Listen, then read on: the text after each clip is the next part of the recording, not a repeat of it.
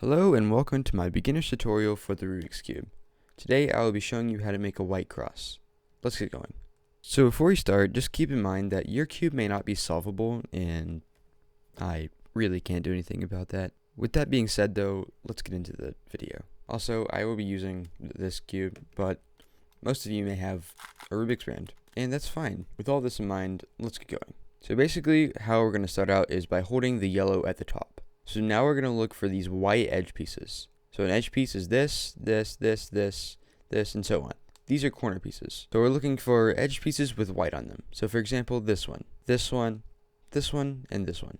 So what we're going to want to do is to put these up here, right next to the yellow.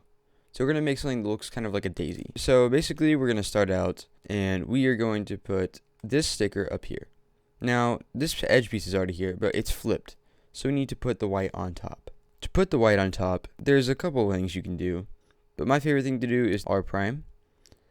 And then as you can see, we can do one more move and it will put it on the top. So here's another piece, so we can just put it in like this. As you can see, it's matching the yellow. This one looks like we can also put in just like this. Now here, if I were to put this in here, as you can see, yes, it does put it in here, but it kicks this one out. So in order to fix this, what we can do is move this away. So this is the unsolved white piece. We can just put it in like this. Now let's do another example. Here, as you can see, we have this piece right here, and we have this piece, which if we were to put it in, as you can see, it would kick this one out. So we can move this one away, and then put this one right here. Here we have this one on the top. Now, if I were to do this, and then put it in, it would kick this one out. So instead of doing that, we can put it in an unsolved piece. So it would be right here instead of right here. Now what would happen if it's like this? As you can see, all these are solved into the right places except for this one. If we were to put it in here, like this, it would kick this piece out. So instead of doing that, we can put it in right here, and then we can move it away to the unsolved piece and put it here. And there we go, we have our daisy once again. Let's do one more example. So here we have this piece which needs to go up into the yellow.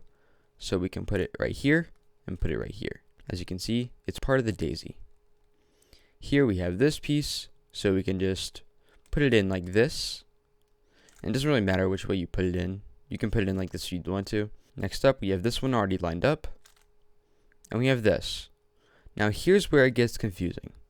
If we put it here and then put it here, as you can see, it would knock this one out.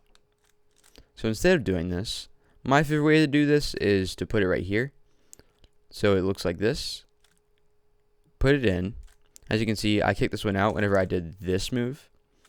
So just put it in and then move this piece back. After you've made the daisy, now you can start to insert pieces. So I got lucky here and all the pieces are lined up. And there you go, is your white cross. But you won't always get this luck. For example, if I were to make the daisy like this, as you can see, all the pieces are not lined up. So there's a way to fix this. So you're going to start out by picking an edge piece, and we're going to put it right here matching up with its center. So for example, if I were doing green, I would move the yellow layer and put it onto its center. Here I would put it in, just like this. When it's on top of its layer, we can move it in to the white. Here, we can put this blue piece right here on its center and then move it in.